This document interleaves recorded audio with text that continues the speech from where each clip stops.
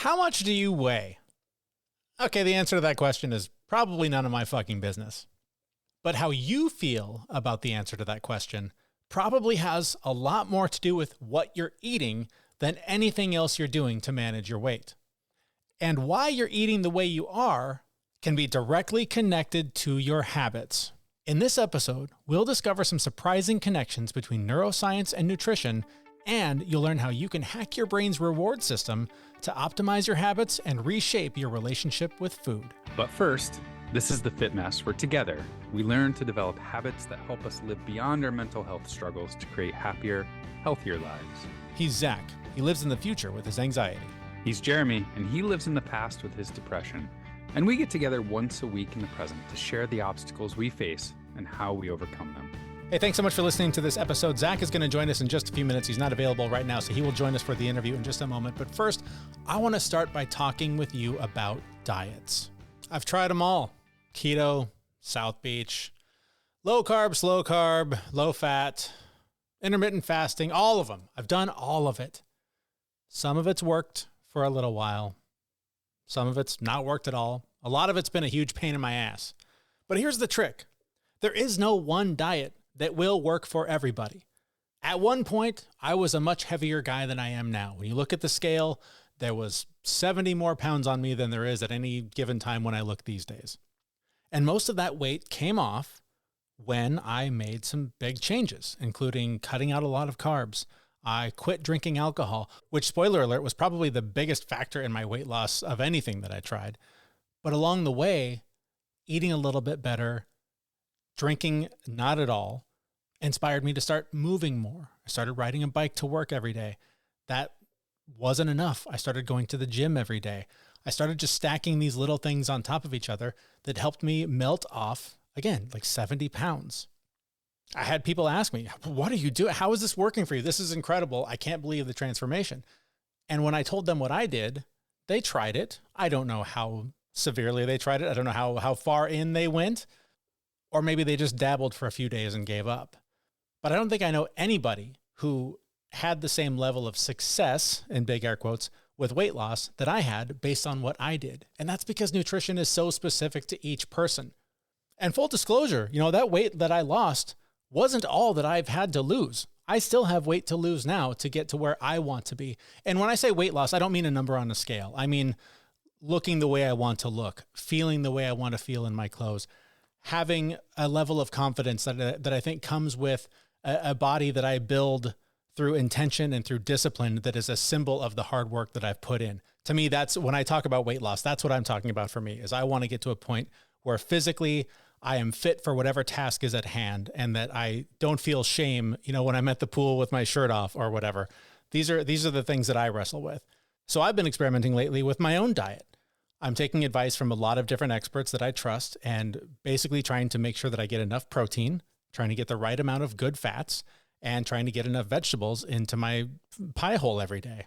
And one of the keys to that is measuring it. I know that if I don't measure it, I estimate in my head, kinda, and feel like maybe I could have a little bit more, dessert after dinner or a little bit extra popcorn with the movie that night. And when I'm not tracking that, I know I'm going over, because when I do track it, the evidence is there. I can see when I would otherwise make decisions to keep eating when I don't need to. And now that I'm tracking it, it's making a huge difference in the way that I feel every day. It's making me have enough energy to go to the gym in the morning. I don't feel groggy. I don't feel the food hangover from eating too late or too much the night before. But when I get to the gym the next morning, I have the fuel to push a little bit harder, because I'm also tracking that. I'm tracking how much am I lifting every time I lift something.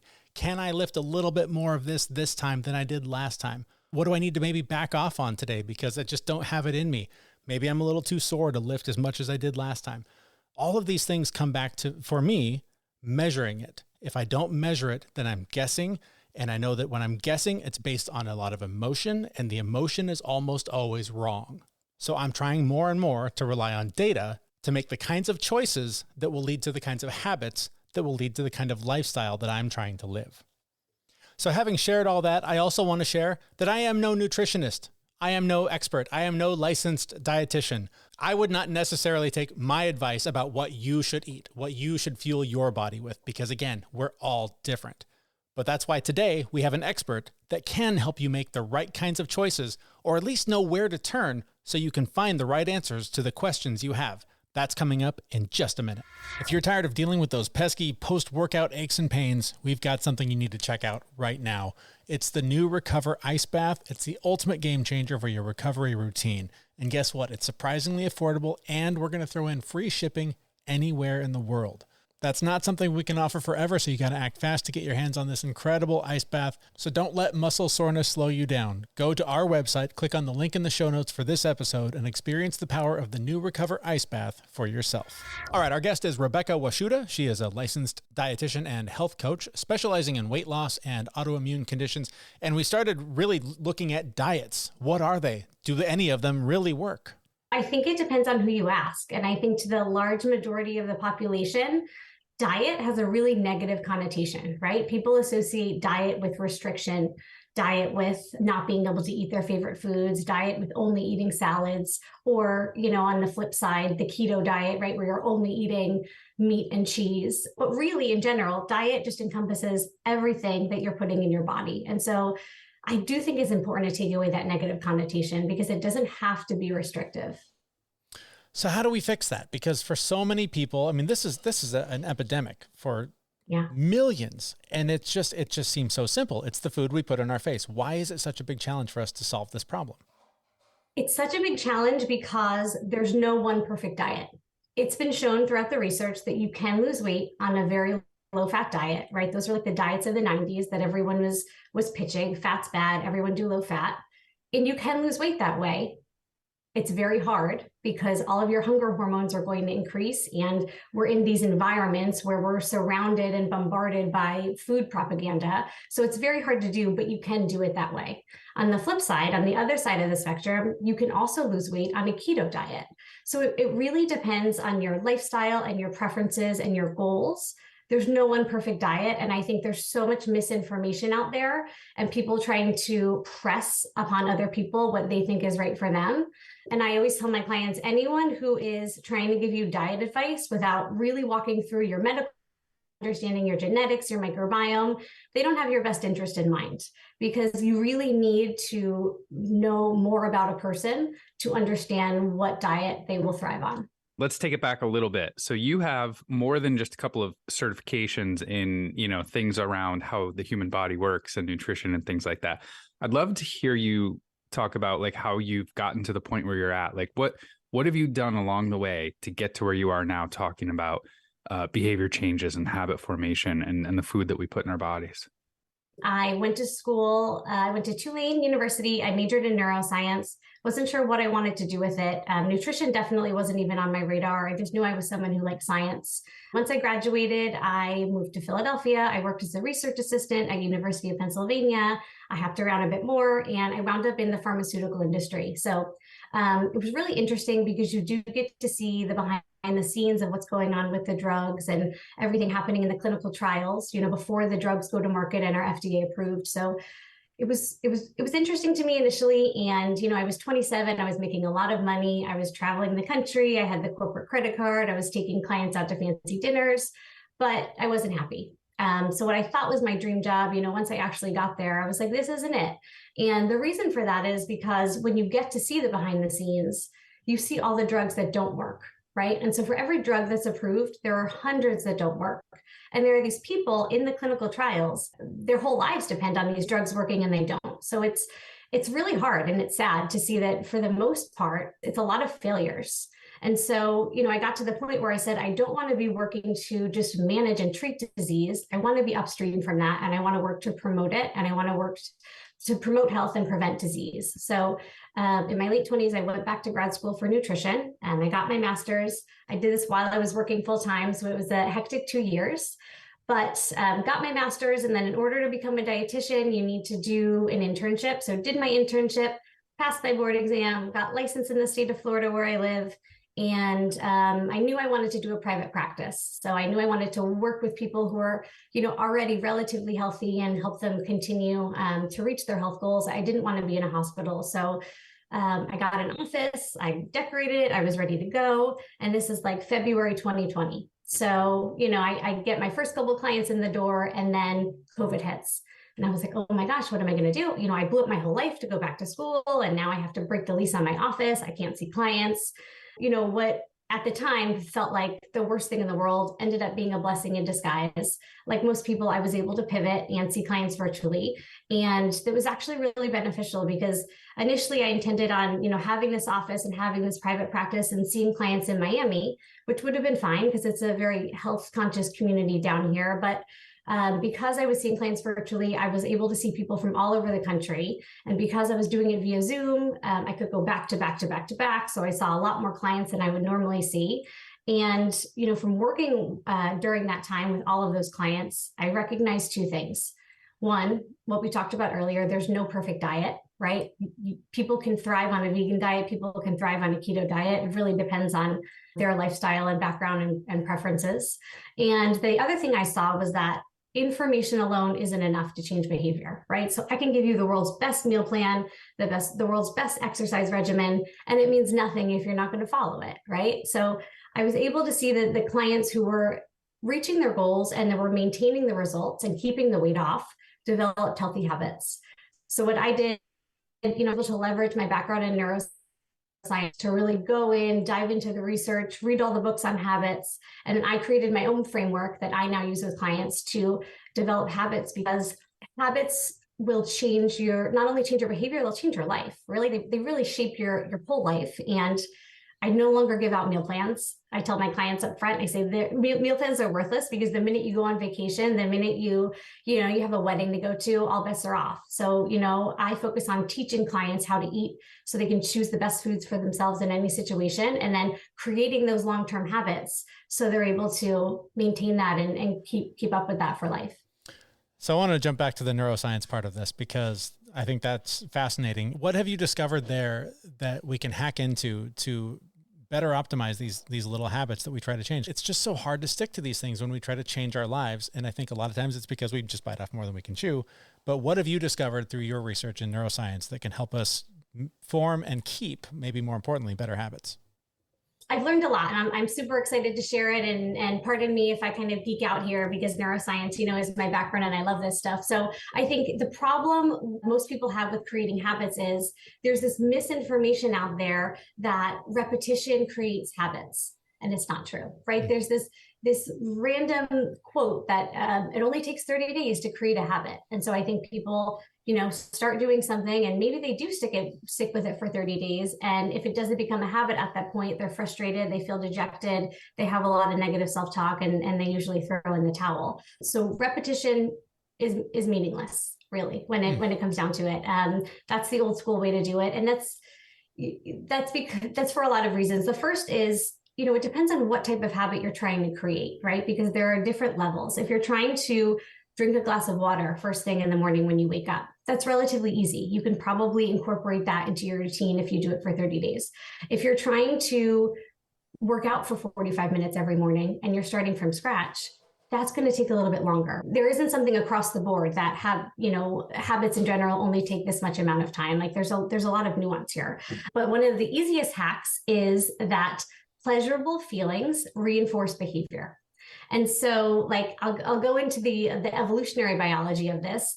Our ancestors found that things that made them feel good also helped them survive, right? So like having sex, procreation, friendships, tribes, and protection, food, energy, muscle, right? So our brains have evolved in a way where pleasurable feelings reinforce behavior. Our brains want to repeat feelings that feel good, things that make us feel good. And so this really all comes down to dopamine. So dopamine is the feel-good neurotransmitter most people are familiar with.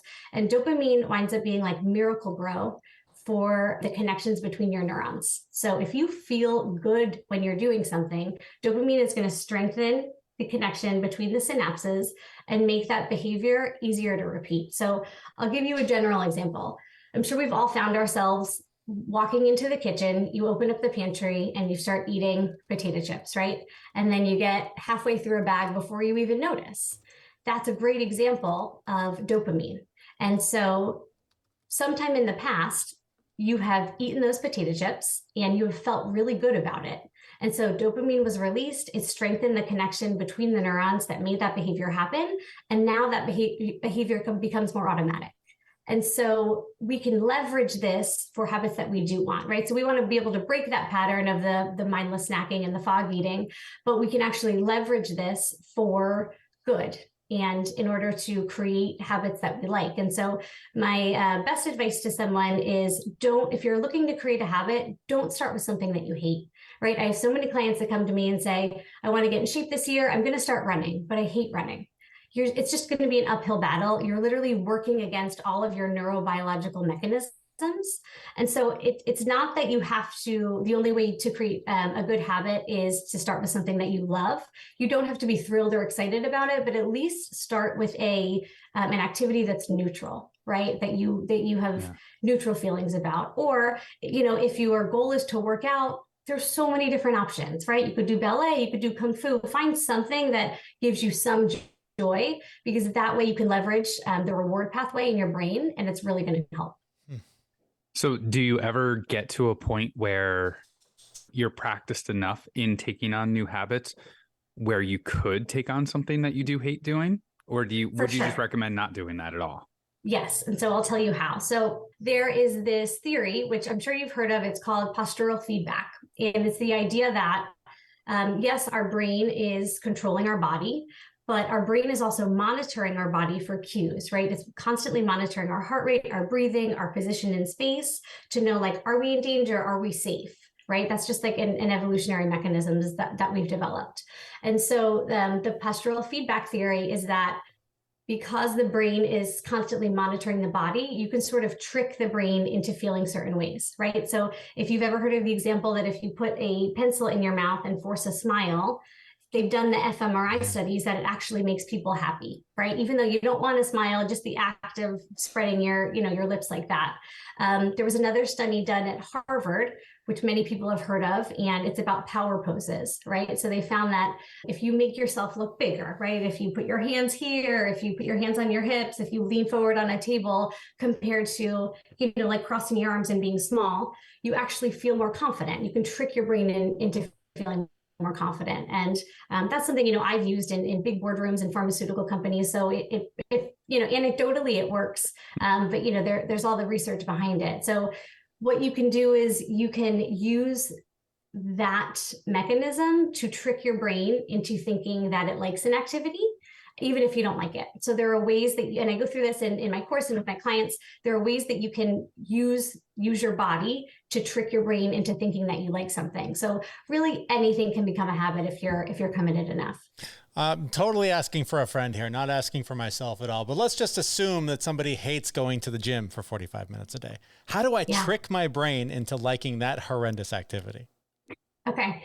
Well, so this seems silly, but I want you to try it, and then I want you to report. You mean my friend? So, you're my friend to try it, not me. This is totally for my friend. Tell your friend to try it. So the best way to do it is feelings of, like I said before, feelings of success and feelings of pleasure release the dopamine, and that helps to reinforce the behavior. So when you do go to the gym, you need to reward yourself.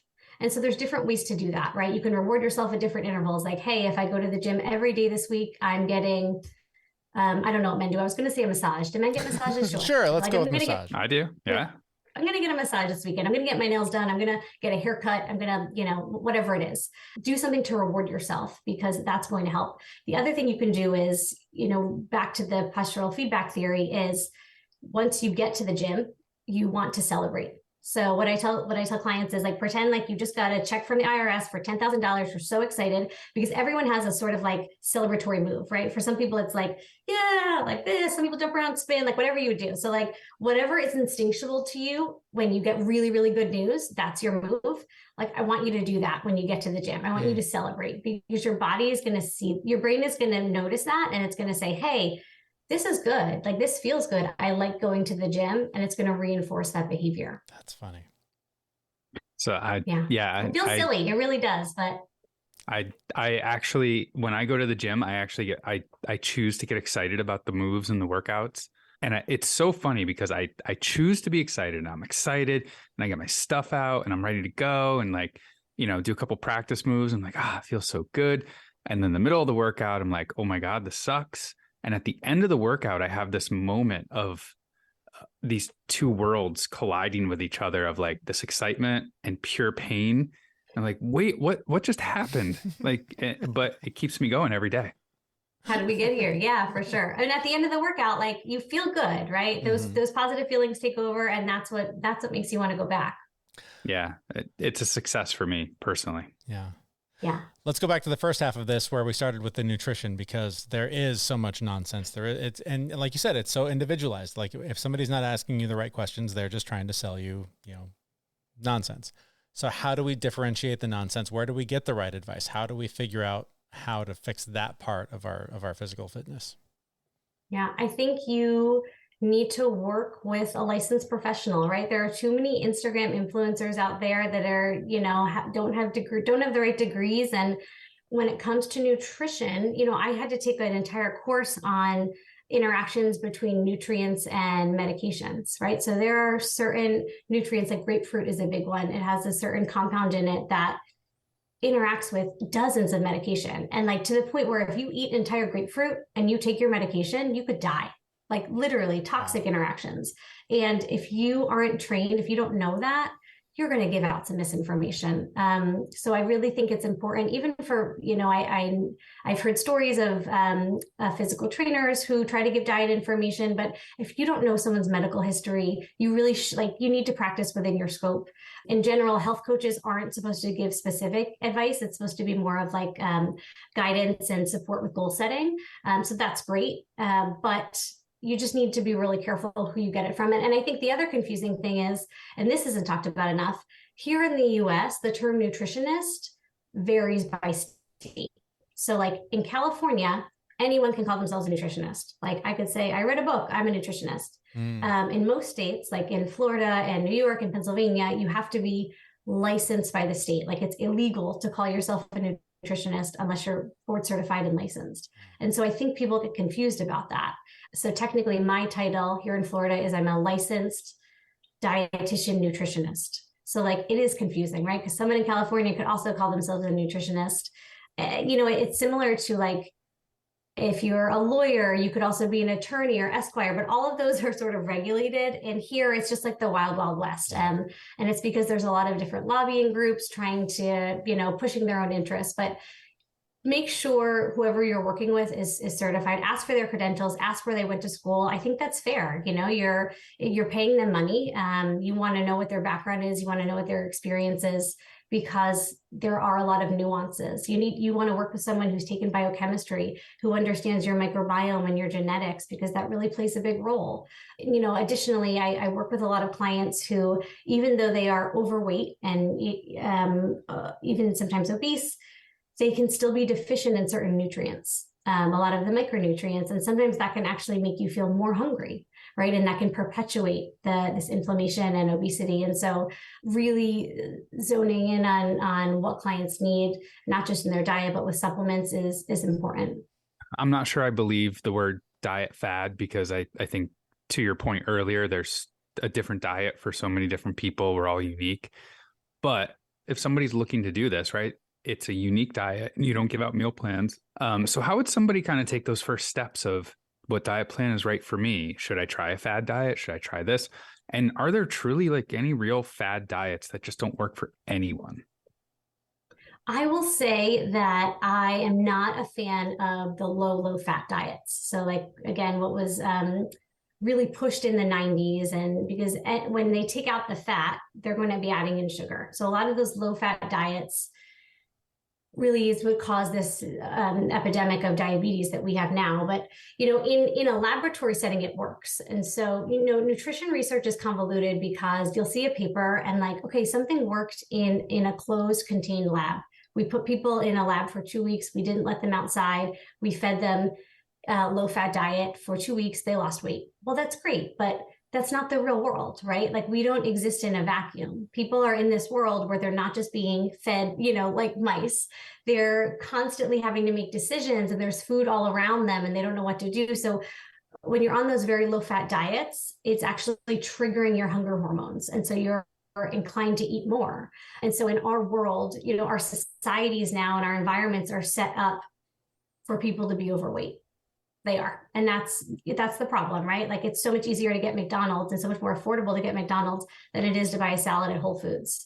And it's unfortunate, but it's like, if you go with the flow and you're just sort of like not conscious in your environment, you're going to be overweight. So I'm not a fan of low fat, because even though it works in the lab and you can find research study to say that it works, it's going to increase your hunger hormones, and that's going to make you binge eat. So I would say, as far as generally where to start with people, I look at what they're eating. Are they big meat eaters? Are they not big meat eaters? But what I teach my clients is how to put together really balanced meals. And so I have a formula, I call it the big three, and it's fat, protein, and phytonutrients. And so this is for snacks and meals. And so fat could be, avocado, olive oil, dairy, Greek yogurt, protein, any type of meat, or if you're vegetarian, tofu, even beans, like we can work with that. And then phytonutrients are just plant foods. So that's really where you're going to get your fiber in. And then if you want to add some carbs to that, awesome, but you need to make sure you have at least those three in each meal.